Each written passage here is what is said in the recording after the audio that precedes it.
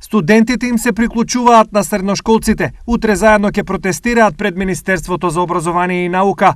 Од студентското движење велат дека крајно време е студентот да се избори за своите права и да го искаже револтот на улица, кога институциите немаат слух по повеќе месечните барања на студентите. Ништо од она што беше ветувано од страна на Министерството за образование и наука и владата не е остварено. Имаме нетранспарентно договарање на цената на субвенциониран студентски оброк од 140 денари, кога сите знаеме колкава е инфлацијата и дека таа сума е деградирачка. Континуирано доцнење на исплатата на студентскиот оброк, неодговарање на апликациите за студентски оброк, доцнење на исплатата на стипендиите на студентите, мизерни услови за студирање на факултетите со прокопани кровови, неисполнети ветувања за реконструкција на студентските домови, труење со храна и мизерен оброк во студентските домови, континуиран одлив на мозоци на високо образовани млади луѓе.